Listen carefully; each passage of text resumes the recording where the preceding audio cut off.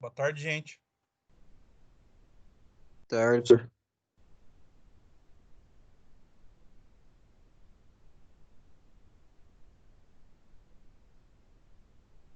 Tarde, professor. Tudo bom? Tudo bem, senhor? Vamos lá. Gente, ó, a gente vai dar continuidade naquele negócio que a gente estava vendo. Eu separei agora algumas coisas, foi algumas modificações que foram feitas, por exemplo, nos motores New Holland, tá? Se der tempo, hoje a gente mostra para vocês entenderem até, e depois ele mostra ainda algumas coisas, por exemplo, da parte de sincronismo. Se não der tempo, hoje a gente vê na segunda-feira, onde nós vamos estar encerrando essa parte de motor, tá legal? Beleza? Beleza.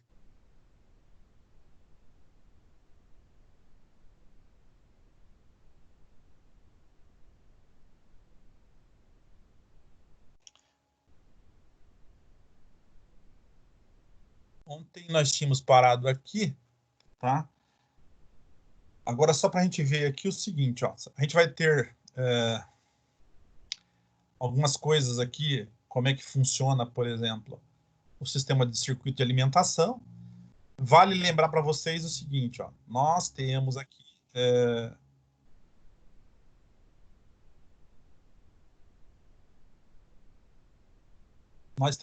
o que? Uma linha, no caso, de baixa pressão e uma linha de alta pressão, tá? O que a gente tem que, no caso, identificar, na verdade? Então, se a gente pegar aqui, eu tenho um tanque, um reservatório, ele manda, vem até, ou tem um filtro de linha ou não, no caso aí, dependendo, no caso da situação. Esse filtro de linha, ou decantador, que o pessoal chama, é para eliminar a água do sistema, que é aquilo que eu falei para vocês. A maioria das vezes, a água no sistema, para nós, do parte de gerenciamento eletrônico, é um problema, tá?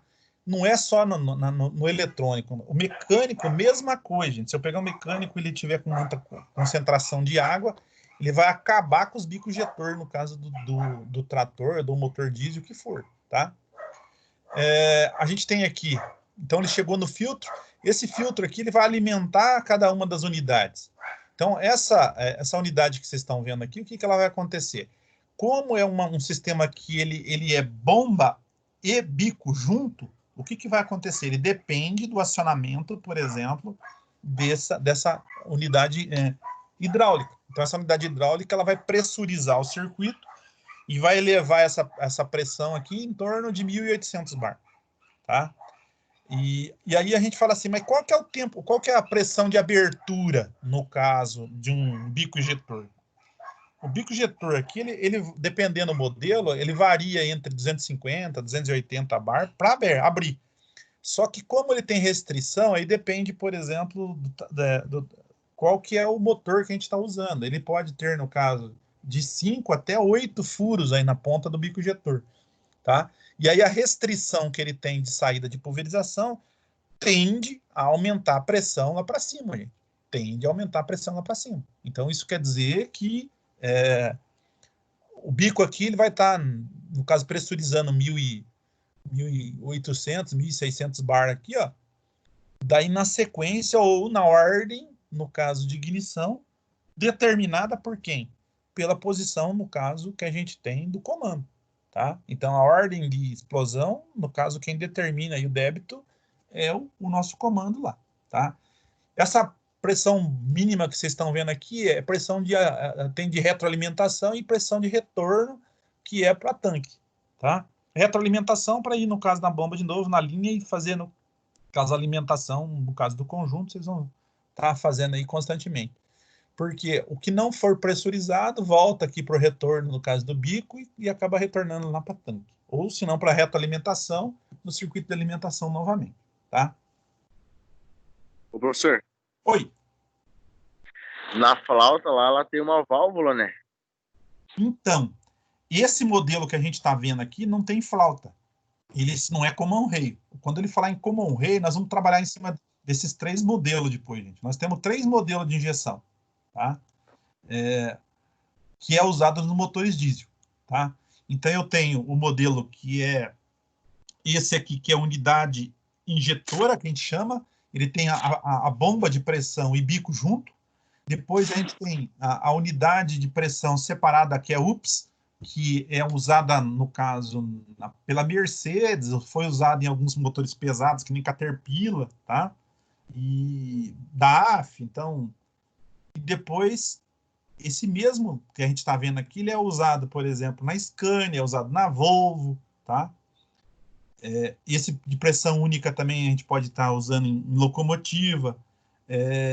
O, o Common Rail, igual você falou, eles são usados em alguns motores menores, tá?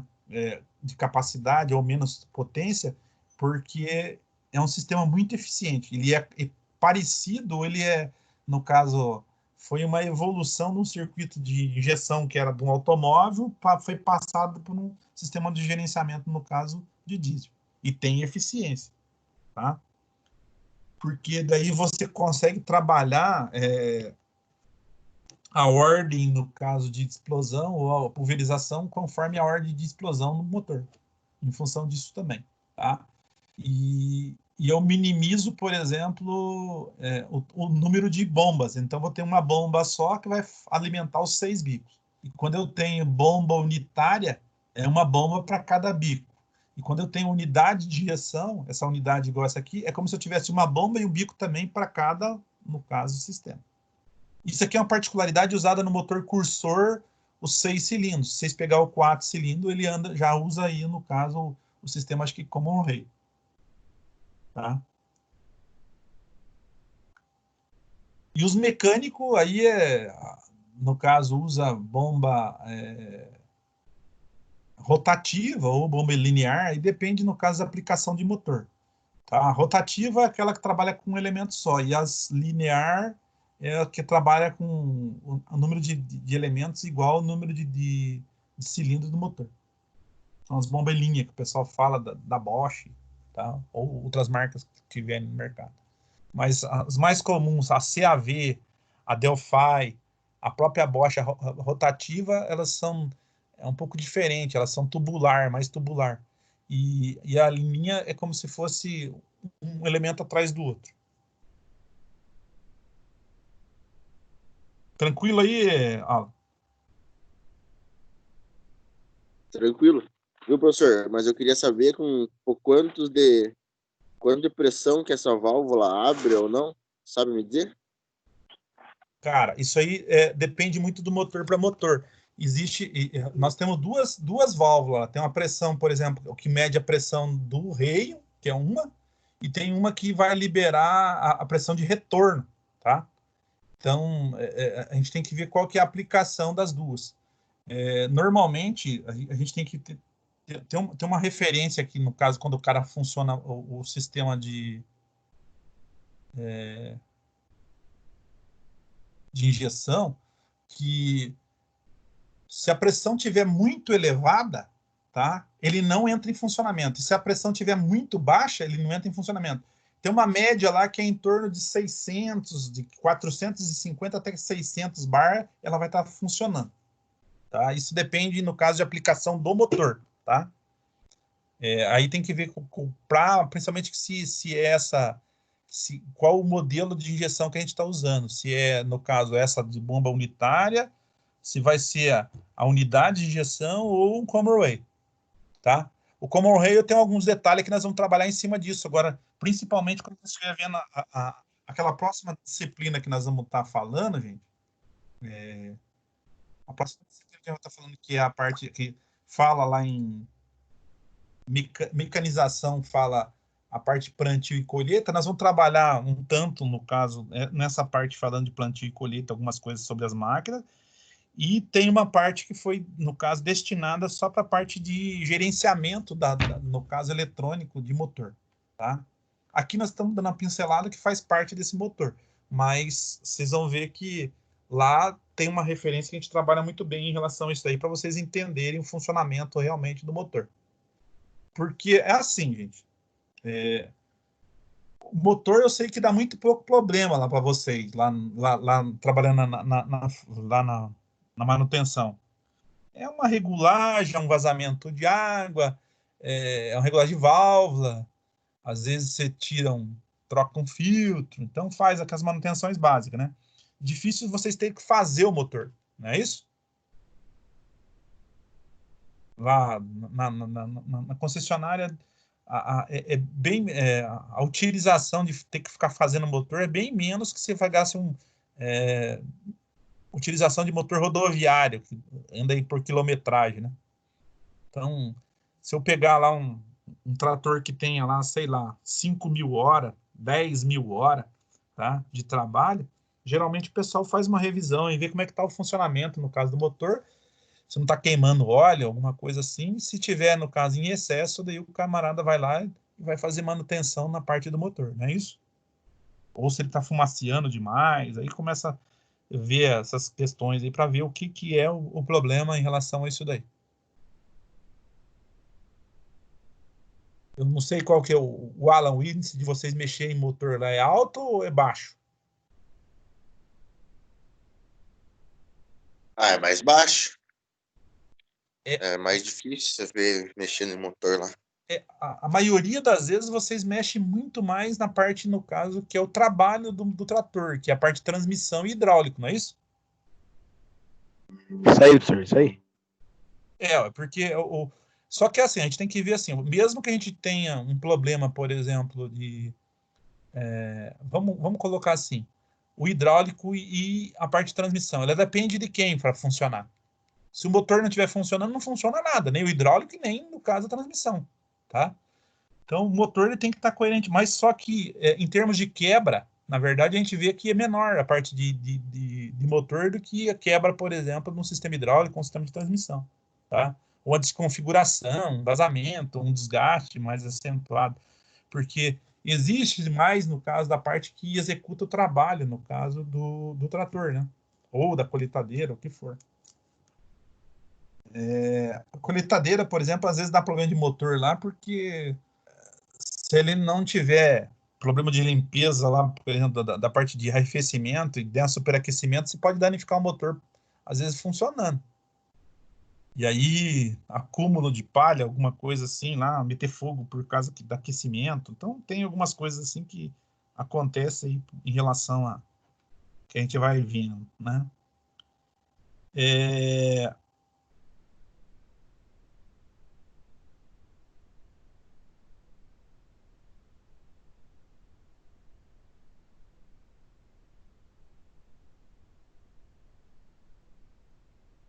Aqui, gente, ó, ele está mostrando aqui para vocês, e eu vou ter, no caso, uma bomba, né, no caso, na linha de alimentação, que é uma bomba mecânica, tá? Até então, quando o pessoal começou a desenvolver esses sistemas eletrônicos, o cara, para alimentar a bomba, tinha gente que colocava uma bomba elétrica dentro, no caso, do tanque de combustível, tá? Ou na linha de combustível. Só que quando eu coloco para funcionar, o motor começa a girar. Se eu tiver essa bomba aqui, ela vai puxar o óleo até, no caso, a bomba de alta pressão, e a bomba de alta pressão vai, no caso, pressionar, e eu tenho, no caso, aquelas pressões altas que a gente viu de 1.600. Hoje já tem caso do sistema Common Rail, igual o Alan falou, de chegando a 2.200 bar. Então, quanto mais alta a pressão a gente tiver, melhor vai ser, no caso, o quê? A pulverização. Então, eu vou, no caso, inflamar e vou ter efetivamente, no caso, a melhor queima e um resultado, no caso da queima, muito melhor. Mais eficiência, por exemplo, para queimar, menos emissão. Daí entra uma série de coisas aí em relação a isso daí, tá? E se vocês forem começar a analisar, vocês podem ver que é um circuito hidráulico, tem as válvulas de retenção, esses negócios tudo parecido, uma coisa com a outra. Uma bombinha dessa de engrenagem, se ela tiver com a fuga interna, ela não vai conseguir pressurizar, no caso, a pressão normal dela, e aí eu vou ter dificuldade, por exemplo, de alimentação do meu circuito de alta, tá? E se der falta ali, daí começa, no caso, a comprometer o funcionamento, no caso do motor. A única coisa que vocês têm que tomar muito cuidado com essas partes, no caso de injeção, tá? Até então, o pessoal ia ver se falhava um motor daqueles antigos, ele ia lá e abria o bico e via se estava gotejando o diesel e falava, tá bom, sangrei aqui, tá chegando óleo. Hoje em dia não dá para fazer isso. Se você fizer isso aqui, pegar uma pressão muito alta dessa, daqui de 1.600, 1.800 bar, tiver um vazamento no braço e na mão, atravessa com a maior facilidade, tá? Porque senão, para facilitar isso, vamos colocar assim, eu uso os rastreadores aí que facilita. Aí tem lá, sei lá, o Service Tool, tem o IDT, tem Datar, aí depende, no caso, qual que é o fabricante que vocês estão utilizando. IDT, por exemplo, ele utiliza para fazer toda a parte da ACO. Daí ele faz Fendit, ele faz, no caso, a Massa e faz Valtra e mais uma série de marcas lá que são da mesma marca. A New Holland, Case, tudo aí com o Service Tool e Datar. O pessoal está usando muito isso daí. Tá? Para, no caso, facilitar a manutenção. O Datar é uma particularidade que o pessoal está usando hoje, é transdutor, no caso, para fazer medidas aí de pressão. Tá? Isso também já está sendo usado, por exemplo, em algumas linhas automotivas rodoviárias e automóveis, e também dessa forma.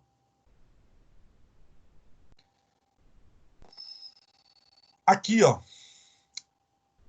circuito de alimentação tem a purga. O que é a purga? Ou, no caso, é onde que eu vou... duas coisas. Eu vou purgar e eu vou eliminar a água do sistema, tá? E esses 5 aqui, a bomba manual. Essa bomba manual, você precisar fazer o quê? Puxar o óleo diesel lá do tanque até alimentar o circuito. Tem muita gente que faz o quê? Ele puxa através desse cara aqui, deixa desrosqueado esse filtro aqui, número 3 aqui, ó, até começar a vazar o óleo diesel. Que eu sei que encheu esse copo, depois encheu esse outro copo, tá? E a partir dali eu dou partida. Porque se eu for fazer isso tudo na parte elétrica, ou fazer o motor girar e ter potência para, no caso, puxar o diesel lá do tanque até, no caso, sistema de alimentação, eu, no caso, posso ter problema no caso do conjunto, tá? Essa purga aqui também é duas situações. Eu posso purgar e tirar água aqui, posso purgar e tirar ar por aqui, tá? Se for mecânico, tá? É muito largamente utilizado isso. Ou se você vem aqui, pega um eletrônico também, você purga dessa mesma forma até sair diesel aqui. Depois que sair o diesel, você dá a partida, e aí a partir dali, se tiver a engrenagem funcionando, ou a bomba de engrenagem funcionando, ela vai alimentar.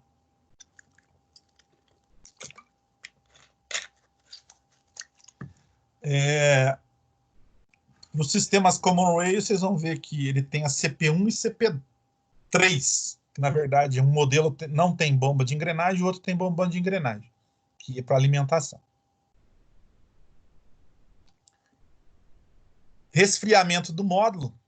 Isso aqui, gente, para alguns modelos foi uma fonte de defeito. Por que fonte de defeito? Ah, senhor, você está falando o quê? Não. É que, às vezes, a parte de estanqueidade e vedação, na hora que você passava para esse trocador de calor aí, o que acontecia? Dava vazamento, no caso, se fosse um trocador de calor pelo próprio combustível, tá? Se tivesse um vazamento de óleo diesel, igual está aqui, ó, ele podia comprometer o funcionamento, no caso, do meu módulo do motor, se ele tivesse entrado. Principalmente quando eu tenho um sensor de pressão ou de altitude, tá? Vocês vão ver que alguns módulos usam isso aí também. E quando ele é por água, é pior, e tem um problema de oxidação. Aí a água tem oxigênio, ela acaba, no caso, enferrujando, e se tiver entrada em contato de água aqui, por exemplo, com o módulo, vocês vão ver que a eletrônica ela é ótima, só que o inimigo número 1 dela é, no caso, duas coisas. Primeiro lugar, a umidade, e segundo lugar, vibração. Vibração, a tendência, no caso, é soltar as soldas frias, que a gente fala. Tá? A solda fria é aquela solda que o cara faz lá numa placa, num ambiente controlado, tá? E quando você superaquece, por exemplo, um sistema, ele pode soltar os componentes. E aqui duas situações. O módulo, por causa do processamento dele, ele sofre aquecimento, e por causa no caso da indução de temperatura, por exemplo, pelo calor gerado do próprio motor. também sofre aquecimento, tá?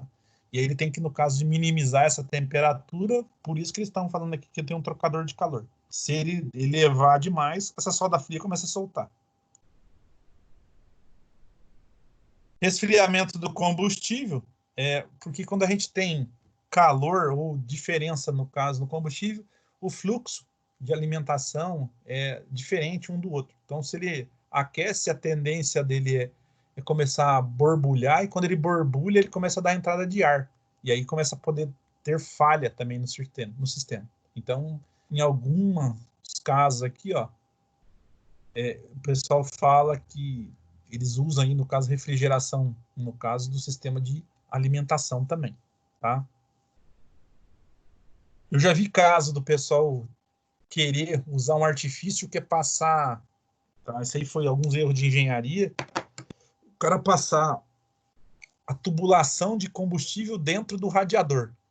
Enquanto tá frio, gente, sem problema nenhum, mas só quando ele chega a temperatura de funcionamento, por exemplo, normal, entre 90 e 95 graus, gente, isso pode comprometer funcionamento ou a linearidade, ou a gente falar assim que a quantidade de líquido que vai estar alimentando no sistema de combustão. Que é aquilo que eu estou falando para vocês, a gente tem problema de ferver ou começar a soltar bolha, no caso daquilo ali, e ter problema de alimentação de combustível.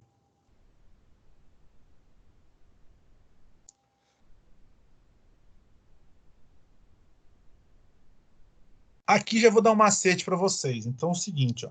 Quando eu pegar aqui um tubo de alimentação, de retorno de combustível, bomba de alimentação de engrenagem, suporte de filtro com sensor de temperatura, cartucho do filtro. Tem muita gente que ele faz o quê? Tá com uma entrada de ar falsa no sistema. Não sei onde está entrando ar. Se entrar ar, vai funcionar? Motor diesel funciona com entrada de ar? Funciona, Otávio? Alan, funciona com entrada de ar, não? Ah, não funciona, né, professor? Então a gente tem um problema que depende, no caso, por exemplo, da pressurização do circuito. Se ele tiver ar no sistema, fodeu, tá? Então ele não vai funcionar. Então, normalmente eu vou ter que achar onde está essa entrada de ar. Tem muita gente que vai usar o artifício seguinte, gente. Em vez de ele pegar a alimentação e passar por filtro, ele vai pegar a alimentação e vai passar direto e vai lá, no caso, no tubo de alimentação. Por quê? Ele desconfia que pode ser, no caso, uma entrada de ar no filtro. Tá? Se eu fizer esse processo daqui, da bomba até a alimentação direta, e continuar com a entrada de ar, aí eu vou ter que fazer, no caso, para trás, no caso do trator, verificando, ou da máquina, até onde chegou, no caso, a alimentação, que daí, de repente, pode ser no circuito que vem do tanque até essa bomba, no caso de engrenagem. Tá? Então, são coisas que, dependendo, na hora que você vai achar um defeito, chega lá, vai no campo, chega lá, o trator não está entrando em funcionamento, você fala, está com entrada de ar, mas aonde está essa entrada de ar? Nem sempre, gente, é fácil você chegar e achar na primeira pegada que você olhou na cara dele, ela fala, tá aqui o vazamento, tá, aqui está entrando ar. Não, tá? Eu já vi caso, por exemplo, de o tanque de combustível, o pescador tá rachado na saída do tanque. Aí o camarada tá com o tanque quase cheio lá, mas o rachado não tá pegando dentro, no caso do líquido, daí começa a dar a entrada de ar falsa. Daí o que acontece? Não puxa o diesel suficientemente, para de funcionar. E entrou ar, vocês vão dar partida até azular a bateria lá, perder a bateria inteira e não vai funcionar. Tá? São algumas coisas assim que vai ter que acabar achando lá, no caso, no problema. Pode ser que vocês chegam lá e olha lá, tá uma mangueira vazando, uma mangueira rachada, alguma coisa, você acha rapidinho. Mas, dependendo da situação, nem sempre é desse jeito. Esses sistemas eletrônicos é mais difícil de acontecer isso, gente. Mas os sistemas mecânicos, que tinha muita conexão e tubulação metálica, que rachava, velho, vivia dando, no caso, problema aí na cabeça dos camaradas que na hora que for fazer manutenção, tá?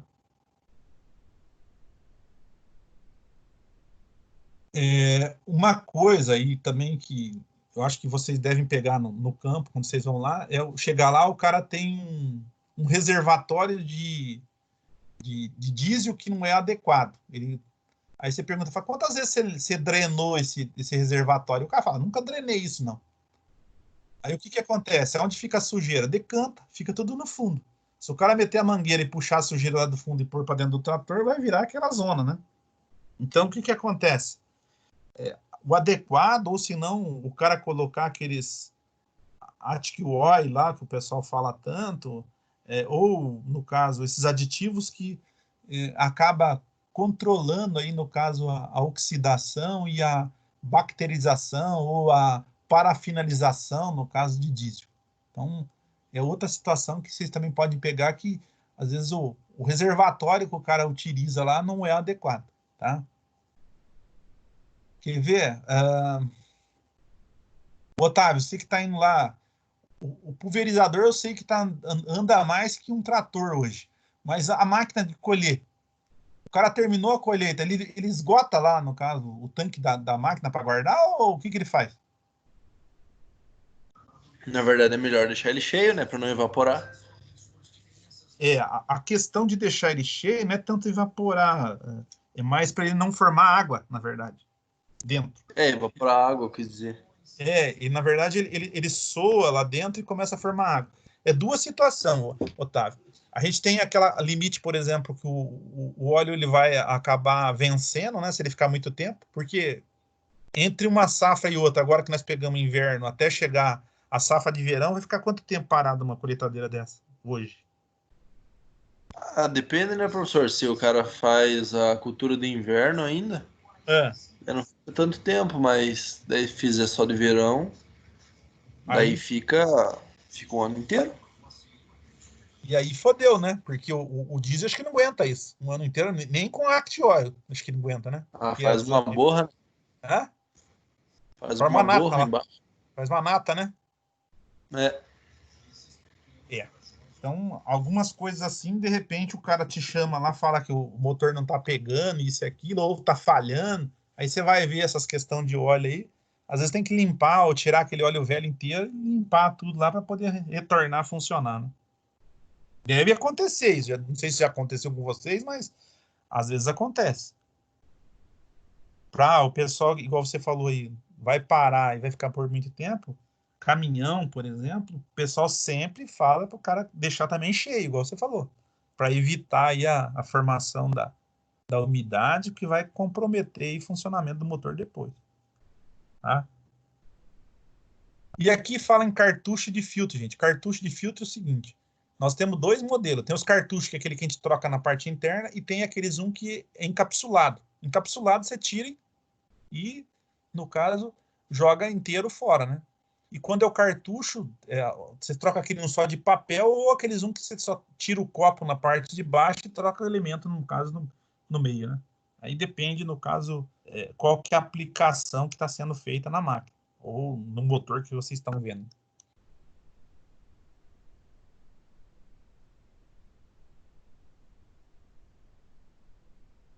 Nesse caso aqui, ó, aqui está bem, no caso, mostrando desse motor aqui, estão falando aqui que esse sistema de injeção aqui é com unidade injetora. Essa unidade injetora é bomba e bico junto, tá? Eu tive falando com o pessoal que mexe com esse motor, que é o cursor, que é o mesmo do Iveco. Tem gente que reclama, não sei se vocês já pegaram isso lá, tá? Ter problema no comando de válvula, nas bronzinas de comando de válvula, no cabeçote. Ou fundir, ou no caso começar com folga, alguma coisa assim. Você viu alguma coisa assim lá, não? Não, assim eu nunca cheguei a ver lá. Não? Eu Não. tive conversando com o pessoal que mexe mais com rodoviária. Rodoviária, o pessoal tava falando que trabalha em regime mais de rotação e mais distante, né? Eu não sei. De repente, pode ser que pro rodoviário ele aconteça mais isso daí. E o pessoal que usa esse mesmo motor, os cursor, eles falam que esse motor ele tem um consumo mais alto que os outros motores diesel da mesma cilindrada. Motor 12 litros, 13 litros. Não sei. Como é que o pessoal fala para vocês que é o consumo de diesel, por exemplo, desse motor?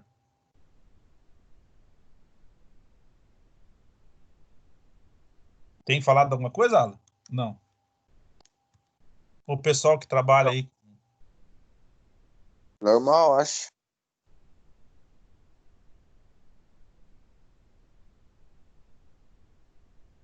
Lucas, pessoal que você trabalha lá na parte com ele, o pessoal não fala nada disso? Lincoln? Não fala nada, professor. Os técnicos comentam. Os técnicos comentaram que tem algumas máquinas que gastam bem mais que as outras, que são bem mais consumidoras que as outras. Você tá nessa parte disso. Mas é a CR ou a TC? A CR 5080 principalmente. E potência, qual que é de uma máquina dessa hoje? Quantos cavalos? Sabe dizer ou não? Não lembro direito, professor. Eu sabia, mas não lembro direito. Tá. Não vou falar coisa errada aqui. Legal. É que, Natanael, você lá, o pessoal fala alguma coisa de consumo lá ou não? Nunca falaram nada, professor. Assim. Nunca comentaram nada. Um dos lugares mais tecnificado que eles falam ali é a região de Casta, onde vocês estão ali, né? Mas o pessoal não controla muito esse negócio da questão de consumo, isso, igual o pessoal fala? De máquina não tenho muito conhecimento, mas os T8 eles reclamam eles falam que é bem econômico, assim.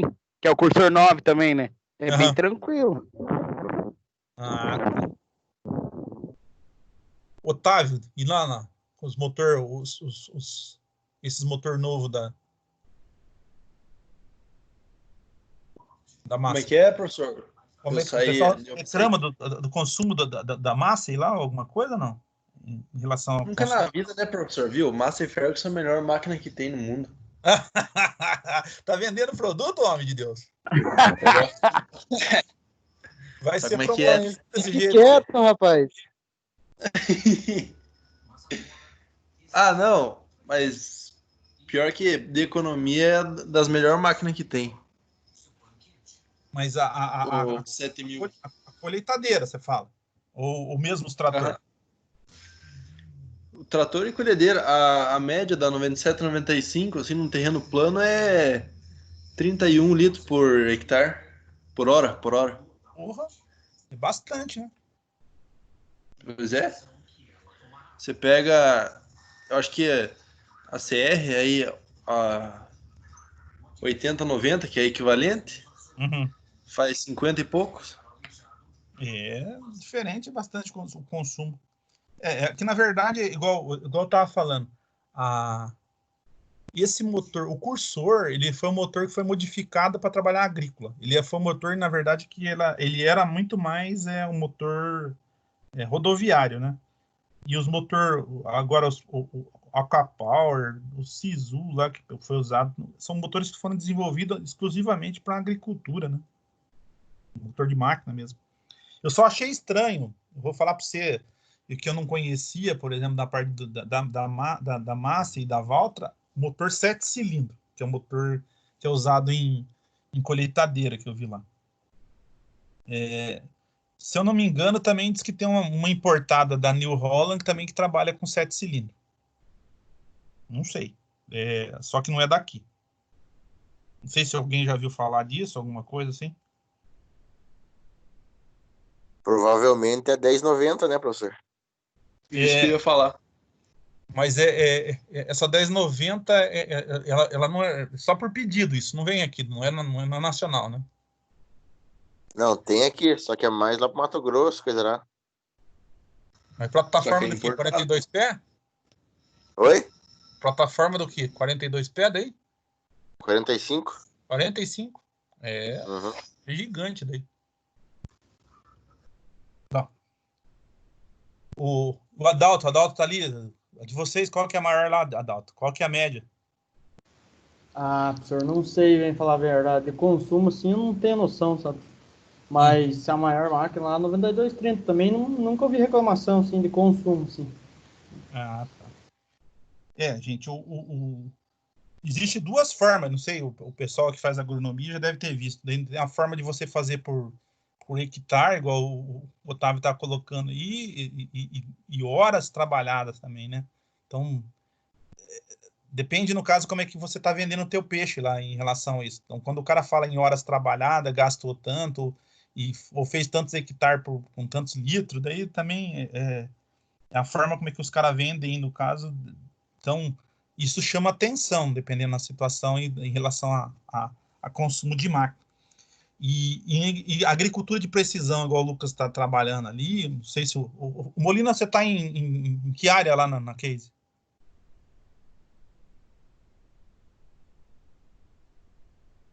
Adalto, o Molina está em que área lá na Case?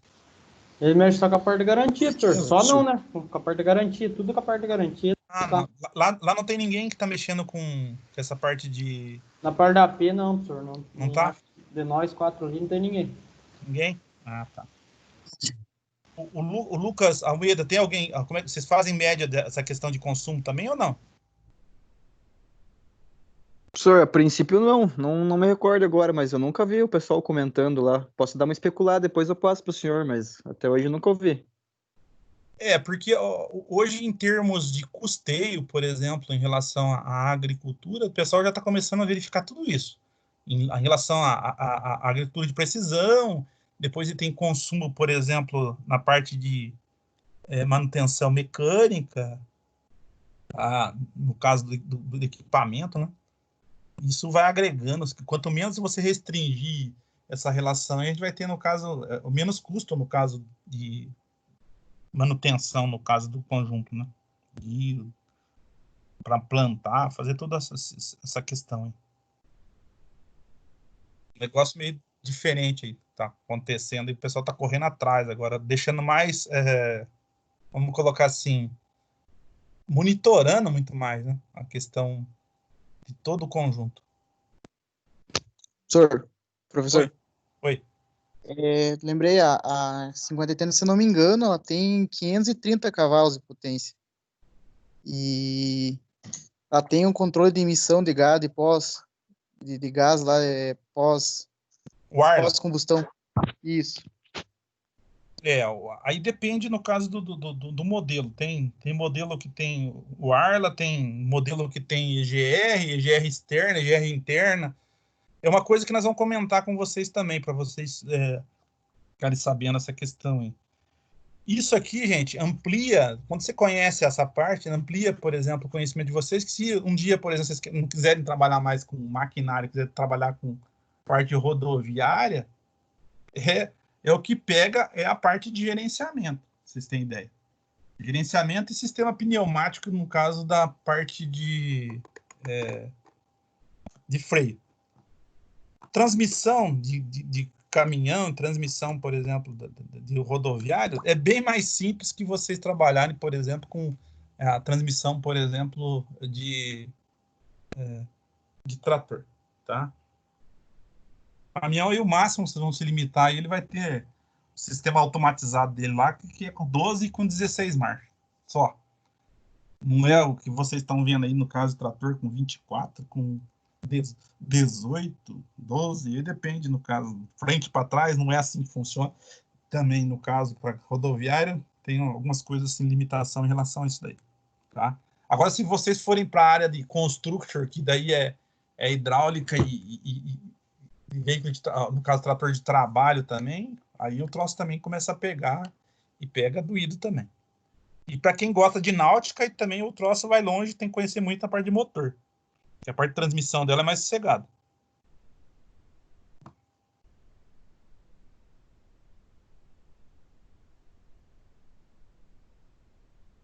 Aqui, gente, só para vocês entenderem como é que funciona a pressurização do circuito. Então, o que acontece? Esse cara que vocês estão vendo aqui, ó, ele tem um comando, que na verdade esse comando aqui, ó, ele vai acionar, além, no caso da unidade injetora, ele aciona também o comando de válvula que vai fazer abertura e fechamento das válvulas, tá? Então, ele vai ter um balanceiro que só vai fazer esse princípio. Então, esse cara aqui, ó, ele vai ter uma conexão com a ECU, que é a unidade de comando eletrônico, né? E a gente tem lá, aqui ela está sem débito, ela está, no caso, parada, depois ela começa a pressurização, ela vai injetar, tá? Terminou, o que ela vai fazer? Ela vai dar o retorno, chega no pico máximo, injeção máxima que ela deu aqui, e depois ela começa a cair, no caso, no lobby aqui, ó. Quando ela começa a cair no lobby, começa, no caso, voltar. Ela tem ação de mola e aí deixa de pulverizar novamente, tá? E esse cara vai ter que estar sincronizado o comando, no caso, com o motor, que vai determinar aí os tempos, no caso, de cada motor, se é a ordem de ignição para o funcionamento do motor. Aí depende, no caso, de cada um. A grande diferença, gente, desse camarada aqui é o seguinte. Vocês podem ver aqui, de um lado aqui, o que acontece. Aqui ela está sem injeção nenhuma, está parada, é como se ele não tivesse, não está na hora dele de injetar. Depois que ele enche, no caso, a galeria aqui, ó, essa galeria, esse cara que vai pressurizar é como se fosse uma bomba, no caso, de pistão. Essa bomba de pistão vai liberar. A agulha que ela vai estar encostada lá no fundo também tem uma mola que vocês estão vendo aqui que ela vai, no caso, ter que suprir. E essa agulha ela vai ter que ter uma pressão inicial de mais ou menos de 250 a 280 bar, tá? E aí a restrição que a gente tem na saída aqui é o que vai, quando estiver pressurizando aqui ou estiver trabalhando aqui o lobby para ele chegar no máximo, ele vai chegar à pressão máxima, no caso de alimentação aqui de 1.600, 1.800 bar, tá? Chegou isso, se ele chegou no final aqui, terminou, e se tiver ainda curso nesse cara aqui que ele está no final, ele vai dar retorno e volta lá, no caso, para tanque ou retroalimentação.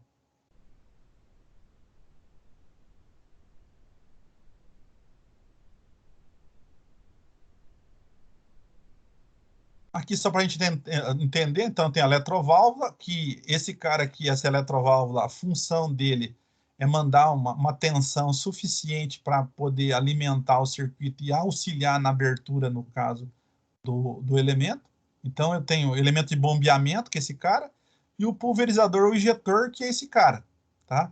A partir dessa parte de baixo aqui, é um sistema mecânico totalmente, tá? O que comanda aqui a parte elétrica é a eletroválvula e a nossa bomba, no caso de alimentação, o elemento de bombeamento, que é esse cara aqui, desse sistema. Se for um sistema common rail, não é desse jeito que funciona. Ele vai ter aqui esse solenoide, o eletroválvula, em cima do próprio, só que ele não tem esse elemento de bombeamento.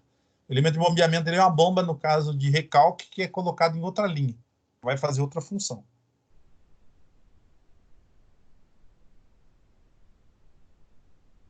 Aqui tem o circuito. Está mostrando aqui para vocês como é que vai acontecer. O enchimento, que é como se ele subisse aqui, ele puxa, vai ter as galerias, no caso, que vão estar mostrando para vocês onde que ele vai estar enchendo. Depois ele tem a injeção, que vai pressionar esse cara aqui com acionamento em função do caso do comando. E o final de curso, onde ele deixou ou acionou todo esse conjunto, injetou que tinha que ser injetado aqui o pistão. O que vai acontecer? Cai a pressão, caiu a pressão de mola que faz a agulha fechar e retorna. O que tiver na galeria aqui, o resíduo de pressão, vai dar retorno para onde? Para tanque. Então, se vocês pegarem aqui, ó, vai estar dando retorno para tanque, 3 e 4.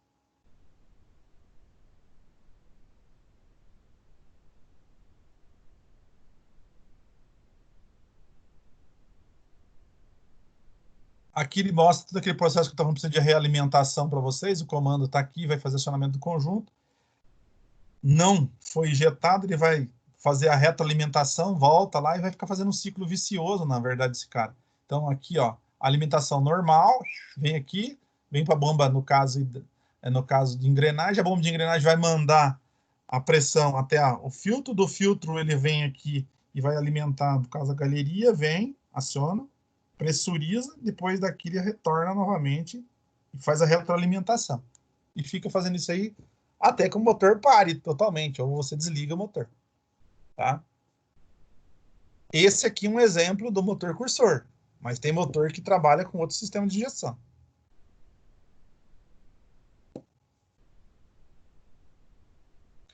Purga do circuito diesel. Então ele coloca lá, atenção, a purga do ponto B não pode ser confundida. E o ponto B está posicionado em cima da carcaça da válvula termostática, próxima do cabeçote. E visualize o ponto, no caso, o ponto A na figura do lado. Então, o 4, que ele está mostrando aqui, ó, esse cara aqui, ó, está em outra posição aqui. Tá?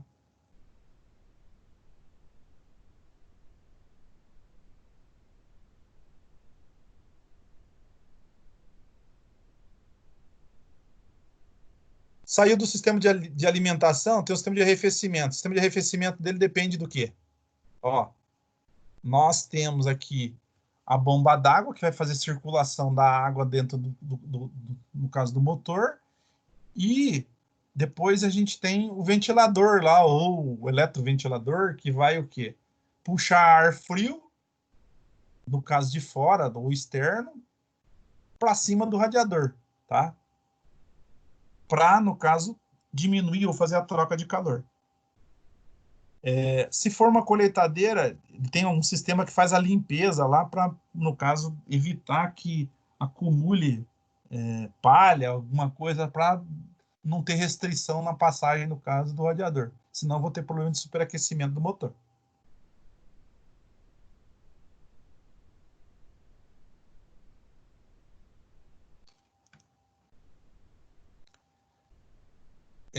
Eu não sei agora, gente, ó, mas se essa bomba que vocês usam lá, ou já pegaram alguém já pegou algum defeito de bomba d'água lá ou não? Alan, pegou, Alan? Adalto, do México? Eu não, professor. Hã? Não. Nunca pegou? Normalmente, quando é motor assim, vai o Diego, né? Sei. Que é o cara que mexe mais com o motor. Ah, tá. Então, gente, ó, a gente fala bomba d'água, duas formas de vocês pegarem defeito em bomba d'água, tá? Uma, ruído, que é o rolamento fudido, você vai chegar lá, vai estar roncando o rolamento, tá? Você pode, no caso, identificar lá com... Se você tiver estetoscópio, vai fazer um estetoscópio, mas eu sei que o mecânico não tem. O que o cara pega? Uma chave de fenda grande, encosta perto da carcaça e põe perto do ouvido. Aí já vai, no caso, identificar lá que está com ruído na bomba d'água. Caso contrário, se você tiver uma mangueira, também dá para fazer com a mangueira, tá? Mas o mais comum, se não tiver problema de rolamento, mas tiver com vazamento, ele tem, no caso, um ladrão falso, que a gente chama. O que é um ladrão falso?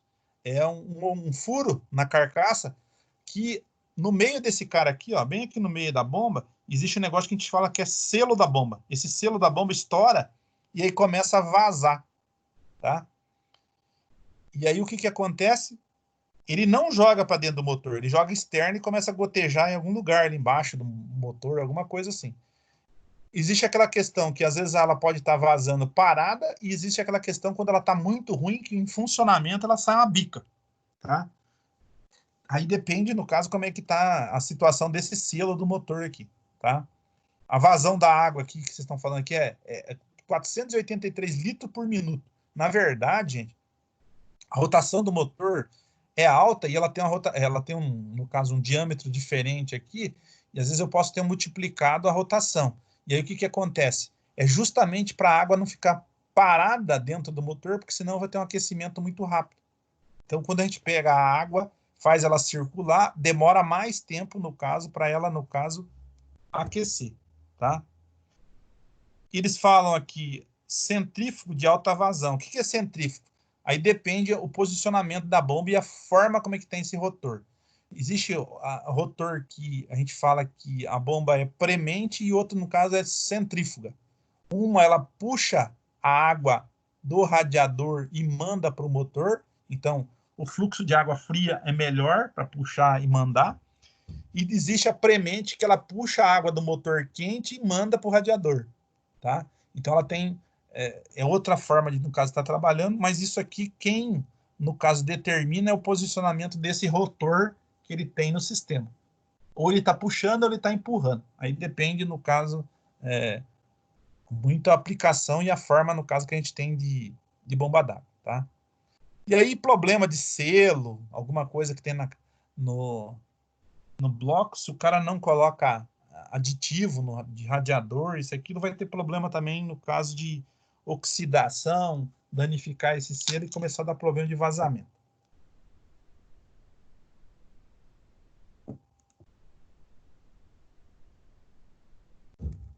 Válvula termostática. Alguém já viu falar aí dos caras falar que tem que tirar a válvula termostática do trator? Eu já. Que o cara Também falou já. pra você? Que o cara falou pra você? Oi? Que eles comentaram? Por que tirava? Porque tava esquentando demais, se não me engano. Ah, Daí isola a válvula termostática para, e se não você, me Link? engano, que daí trabalha sempre com a água fria, né? Aham. Natanael, já pegou a dessa lá, não? Lá no serviço não cheguei a pegar ainda, senhor, mas já vi em carro já fazer isso aí. Já? É. O que vocês acham disso, gente? É certo ou errado? Na verdade, é errado, né? Mas melhor do que não fazer a troca da água. Ó, gente, vamos pensar assim. Todo e qualquer motor ele tem um regime de trabalho. Então, a válvula termostática é ela que controla isso. Ela fala assim, esse motor vai trabalhar com 90 graus, esse motor vai trabalhar com 85 graus, esse motor vai trabalhar com 92 graus. Quando vocês tiram isso, tá? Eu vou estar prejudicando o funcionamento do motor, porque ele nunca vai estar trabalhando no regime, no caso, temperatura ideal dele de funcionamento. Porque ele sempre vai estar trocando calor. Então, sempre a água vai estar circulando, vai estar tirando a água quente, jogando água fria, água quente, água fria, água quente, água fria. E aí, o que acontece? Aumenta o consumo de combustível. Tá? E aí, professor? A maioria das vezes é isso. Pode falar. Mas não tem problema com o óleo também? Dele não fica mais viscoso por causa do motor tá sempre mais frio? E trabalha a lubrificação? Perfeita a sua colocação, porque o óleo ele também tem que trabalhar na temperatura ideal de funcionamento dele. Quando ele trabalha com a temperatura mais baixa, ele vai ser mais difícil de ele circular na galeria na parte de cima, entendeu? E geralmente a pressão fica mais alta, no caso, quando a gente fala isso. Quando está mais viscoso, que quando você esquenta o óleo que ele perde viscosidade, ele fica menos viscoso e aí ele flui mais fácil, né? E só que por outro lado, em marcha lenta ele vai ficar com a pressão mais baixa. Para carro, igual você falou, é um problema, porque vamos pensar assim, o cara está subindo uma serra, uma subida muito grande. Então ele vem carregado e metendo potência no motor para subir. Então vai aquecendo. Aí quando ele chega lá no pico, lá em cima, ele vira ao contrário. Tchum! Aí o cara fala assim, vou dar uma banguela aqui agora. Quando ele dá a banguela, o que acontece? O motor cai a temperatura lá embaixo. A hora que você chegar lá embaixo e for falar da motor de novo para você subir, o motor vai estar gelado. Se for um carro a álcool, você fizer isso, desculpa falar da gente, cagou e sentou em cima. Por quê? Na hora que você der motor, ele não vai conseguir queimar o álcool, vai falhar. Tá? A gasolina hoje, com essa quantidade de álcool que a gente tem, é a mesma coisa. Vai acontecer a mesma merda.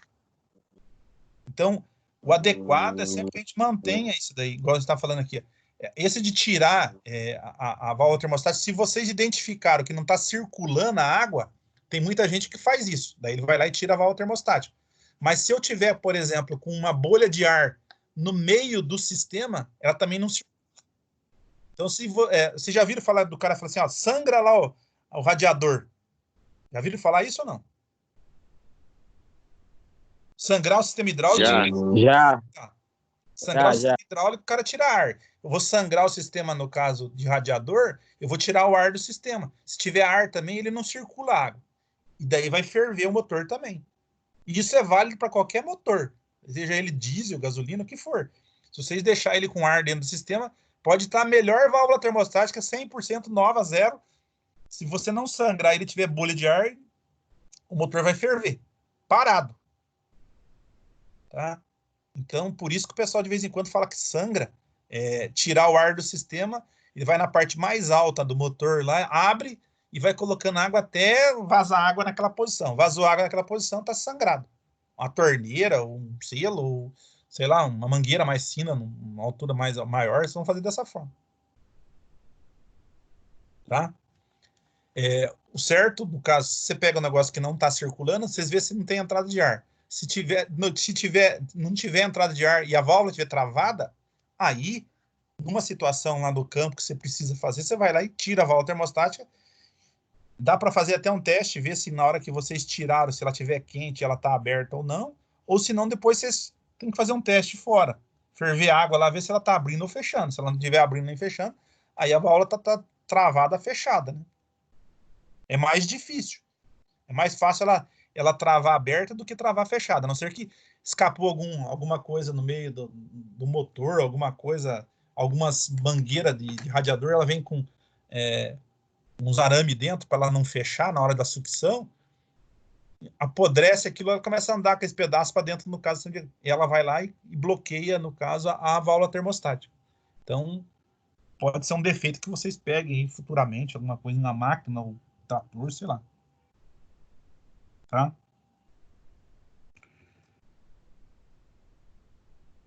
Gente, já deu as 16h34, tá? Então, vamos lá. Vamos parar por aqui hoje. Semana que vem eu vou pegar a parte das modificações do motor lá, a gente comentar mais algumas coisas que tiver aqui desse motor, para a gente fechar essa parte de motor, beleza? Beleza, professor. Beleza. Tá joia, gente. Bom final de semana e se cuidem, moçada. Você também, professor. Até mais. Falou. Valeu, até mais. Falou. Falou. Alô, moçada. Falou, professor. Até mais. Até mais. Bom final de semana. Pra você também.